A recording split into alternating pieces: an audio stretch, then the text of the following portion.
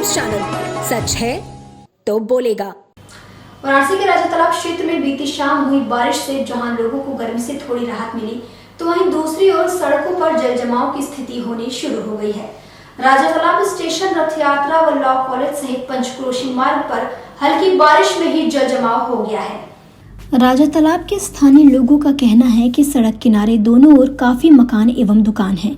ऐसे में पानी की निकासी की कोई व्यवस्था नहीं है। कुछ जगहों पर आम दिनों में भी नाली नहीं होने के कारण घर का पानी सड़क पर ही बहता है। बारिश होने पर स्थिति और दयनीय हो जाती है। सड़क के किनारे रहने वाले कुछ लोगों की वजह से हल्की बारिश होते ही रास्ते पर जल जमाव हो जाता है। राजा तालाब बाजार अराजी लाइन ब्लॉक के 2 पंचायत कचनार व रानी बाजार पंचायत की सीमा में है।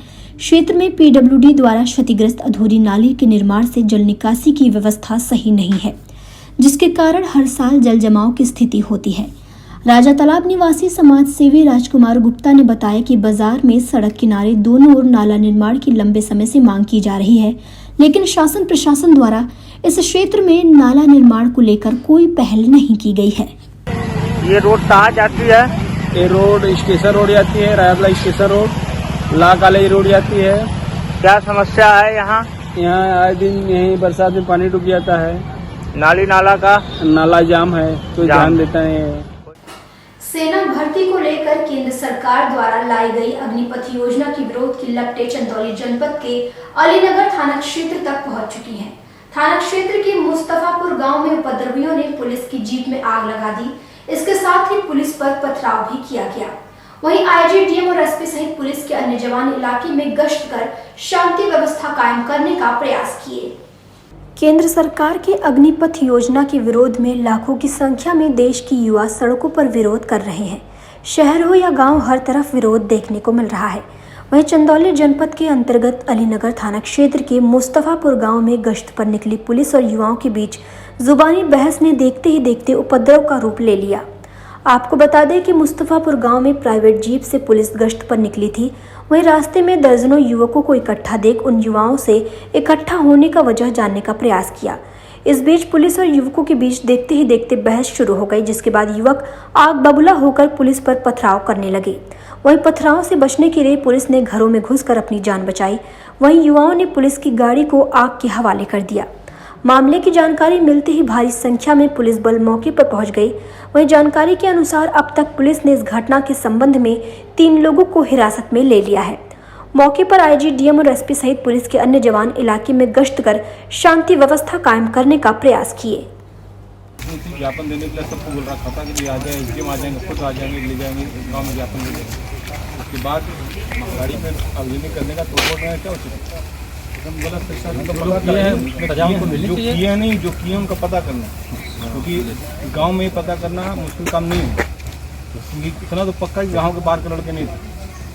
नहीं अभी मिला गांव में कोई बाहर से आगे नहीं करेगा। वो कैसे मालूम करना पुलिस की गाड़ियां खड़ी है तो काम हो गया। ये हुआ क्या है इस गाड़ी? वाराणसी के लक्सा थाने के बगल में स्थित करीब 100 साल से भी पुराने बरगद के पेड़ की मोटी डाल देर रात अचानक टूटकर गिर गई। इस दौरान उसकी चपेट में आने से 2 लोग घायल हो गए। लक्सा थाने के बगल बरगद की डाल गिरने से 2 लोगों के घायल होने की सूचना मिलने पर एसपी दशाश्वमेध अवधेश पांडे भी वहां पहुंच गए। उन्होंने तत्काल संबंधित विभाग को सूचना देकर उस पेड़ को हटाने के लिए कहा। पेड़ के सड़क पर आ जाने के कारण उसका असर यातायात पर भी पड़ा। इस दौरान उसकी चपेट में आने से एक व्यक्ति आंशिक रूप से और एक व्यक्ति गंभीर रूप से घायल हो गया। घायल विजय भट्टाचार्य को ज्यादा चोट आई है, जबकि अजय अग्रवाल आंशिक रूप से घायल हुए हैं। क्या होगा?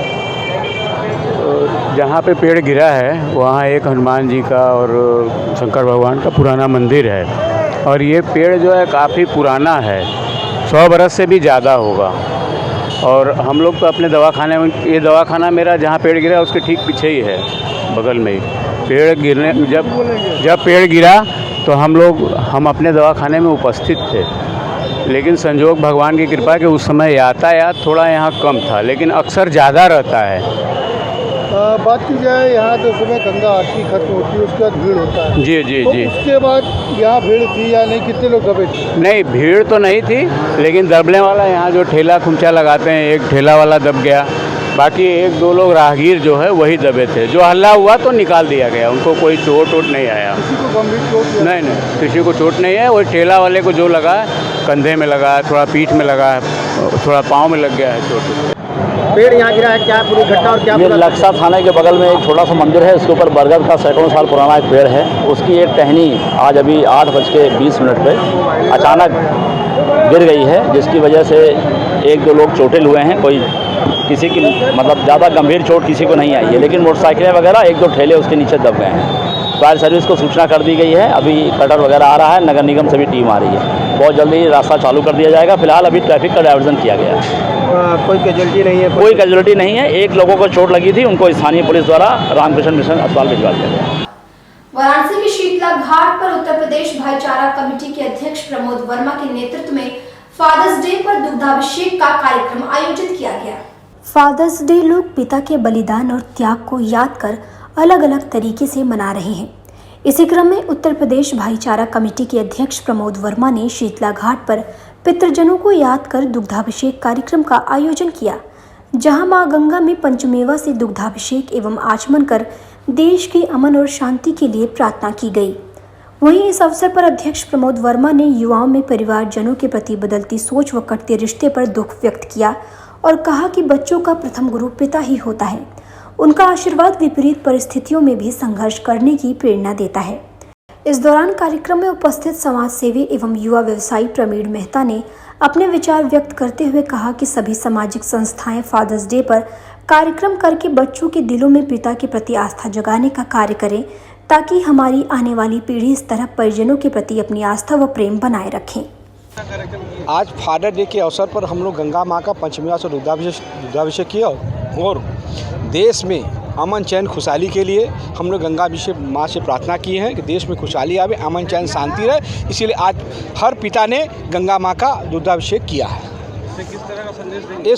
इस संदेश देना चाहते हैं कि सारे लोग आज जो अपने फादर पिता का सम्मान करें, और पिता ही प्रथम गुरु होता है बच्चों को आगे बढ़ाने में, चाहे शिक्षा हो, चाहे खेल हो, चाहे मैदान हो, तमाम में पिता ही का बहुत बड़ा हाथ होता है। जौनपुर में अग्निपथ भर्ती योजना को लेकर सिकरारा व बदलापुर में उपद्रवियों के द्वारा बवाल के बाद मड़ियाहू पुलिस हरकत में आ गई, जिसके बाद रेलवे स्टेशन पर यूपी पुलिस के जवान के साथ साथ आरपीएफ के जवान भी तैनात कर दिए गए। पिछले कई दिनों से अग्निपथ भर्ती योजना को लेकर शहर भर में विरोध प्रदर्शन किया जा रहा है। वहीं प्रशासन द्वारा कड़ी सुरक्षा के बावजूद उपद्रवी शहर भर में बवाल काट रहे हैं, जगह जगह आगजनी को अंजाम दे रहे हैं, जिसको मद्देनजर रखते हुए जौनपुर मड़ियाओं प्रशासन ने शहर के बस स्टैंड व रेलवे स्टेशन पर पुलिस के साथ साथ आरपीएफ के जवान को कड़ी निगरानी के लिए रखा है। इसी क्रम में मौके पर एसपी शैलेंद्र कुमार ने सुरक्षा व्यवस्था की जानकारी देते हुए अग्निपथ योजना को समझने की बात कही। अनरेस्ट चल रहा था अग्निपथ योजना के संबंध में, उसी कड़ी में आज मड़ियाहू में एक कॉल थी कि यहाँ लोग आ सकते हैं, आकर के यहाँ शांति व्यवस्था प्रभावित कर सकते हैं। उसी क्रम में आज यहाँ पर भारी पुलिस बंदोबस्त है। कल से ही इसमें काम चल रहा था, रात में भी कार्रवाई हुई है, और जो भी इसमें संदिग्ध लोग थे, जो लोग कॉल में शामिल थे या जो लोग उसको प्रेरित कर रहे थे, लोगों को गुमराह कर रहे थे आने के लिए, उन सबको पुलिस ने अपने हिरासत में रखा है और उनसे पूछताछ की जा रही है। और आज यहाँ सेक्टर बना करके और पूरे मड़ियाहू क्षेत्र में जितने एंट्री पॉइंट्स हैं, सभी एंट्री पॉइंट्स पर ड्यूटी लगाई गई है, और जितने भी यहाँ पर इस क्षेत्र में रेलवे स्टेशन है, वहाँ पर भी पूरा एक मजबूत पुलिस बंदोबस्त किया गया है।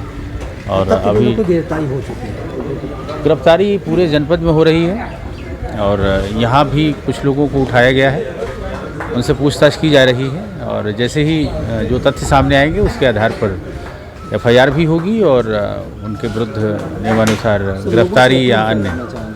अपील यही है कि लोग अपना करियर ख़राब न करें और चीज़ को समझें। अभी बहुत लोगों को जानकारी नहीं इसके बारे में, और बिना सोचे समझे लोग इसका विरोध कर रहे हैं और हिंसक गतिविधियों में शामिल हो रहे हैं। ये बहुत ख़राब है, दुर्भाग्य है उनका, चिंताजनक है कि उनका करियर ख़राब हो जाएगा और वो किसी लायक नहीं रहेंगे।